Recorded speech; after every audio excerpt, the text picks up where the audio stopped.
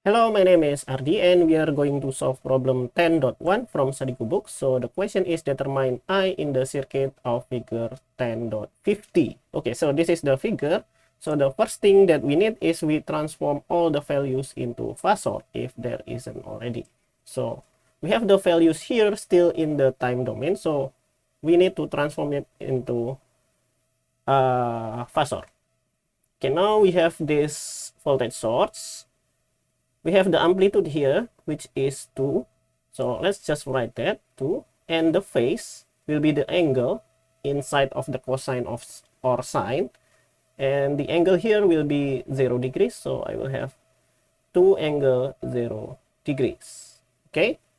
And now let's transform the capacitor. So 1 farad will become 1 over j omega c. Okay, and that will be 1 over j. And what is the omega? Omega is the coefficient of t. So this one. Coefficient of t is 10. So let's write 10 there.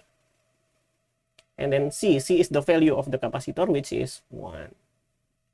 So I will have 1 over 10j. Or we can multiply this by j over j, which is the same as multiplied by 1, but that means that it will be minus j over 10. Why? Because j multiplied by j is minus 1. So the unit here is ohm. And then let's move on to this inductor. So this inductor here, 1 Henry, we will transform it into phasor. So I will have j omega L. Okay, that will be j multiplied by 10 and multiplied by the value of the inductor. That will be 1 Henry. That will be J10, right? And the unit will be ohm. So this capacitor here becomes minus j over 10. And then this inductor here becomes J10. Okay, now let's do nodal analysis. Maybe at this node here, let's name it node A, and let's assume this is our ground where our V here will be 0. Okay, so now let's do KCL at node A. Okay, KCL at node A. Okay, KCL said that the sum of the currents that goes in is equal to the currents that goes out. We know that this current here is going in, but we don't know the other current, so let's just assume it. Let's assume this is going down, this is going down, and this is going down. And here we can just treat the capacitor and inductor like a regular resistor. So I will have here the current that goes in is this value here. That will be 2 angle of 0 minus VA, we still don't know VA, divided by the resistance between them, which is 1.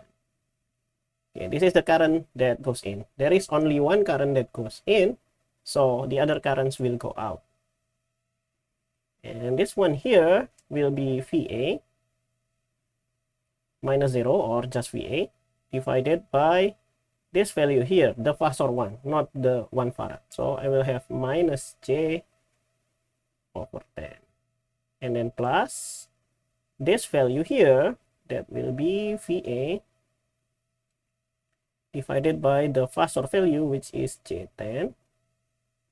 And then this resistor here, so we'll have plus VA divided by 1.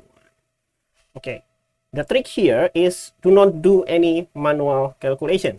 So we want to leave it in calculator. Okay. So here we can split this into 2 over 0 degrees divided by 1. That will be still 2 over 0 degrees. And then minus VA. And then that will be minus VA over J over 10. And then plus VA over J10, and then plus VA. Okay, I can move this VA to the right hand side. So this here will be plus VA, and I will make it into here, so that will be 2 VA. Okay, now let's factor out the VA. I have VA, and then here I will have minus 1 over J over 10, and then plus 1 over J10, and then plus 2. And on the left hand side, we still have 2 angle of 0 degrees. And from here, we can calculate VA, right? VA, because VA is just this divided by this number here inside the parentheses. Do not calculate it manually, use calculator. So here, let's set it up into complex mode. So number 2, and then we have fraction, and set up to angle 0, and then divided by parentheses, and then minus this one, 1 over J over 10. That will be I divided by 10. Okay, so far so good. And then plus 1 over 10I, and then plus 2. We will have the complex number as the result. Okay, a complex number as the result. And because this is a voltage, let's make it into polar coordinates. So I will have that number 3.